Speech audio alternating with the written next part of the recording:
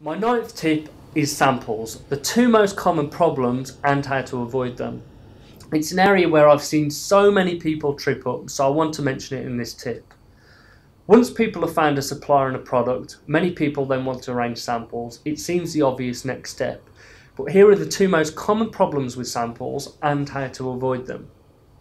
The first problem goes something like this. You agree the price, the factory sends out samples. The sample looks brilliant, so you decide to place an order with the factory. The order finally arrives and lo and behold, the orders look nothing like the samples did.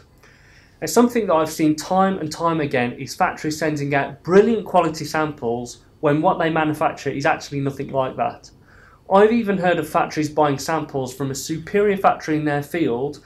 They then use these to send out as their own samples, when what they actually produce is a lower grade copy of this, using lower grade materials and different manufacturing techniques. Now here's our solution. When we get samples, we ask for at least 2 samples. They both come to our offices in Shanghai. Once we get them, first we check that they're identical. If they are, then one sent to our customer while we keep one behind.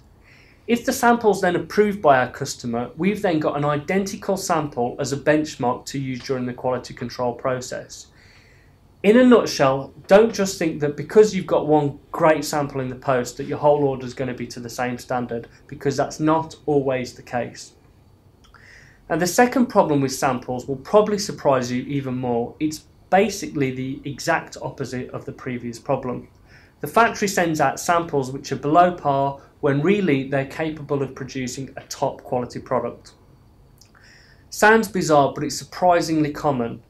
We once had a factory that we knew well and had many orders with send us samples that, to be blunt, were complete rubbish. In actual fact, it was really just the paintwork which was not very well finished.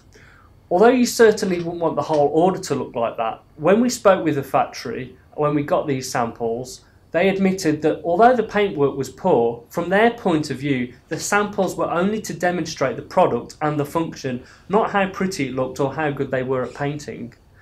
Now this is really just an understanding and communication issue, something that the language and cultural barriers can make very difficult.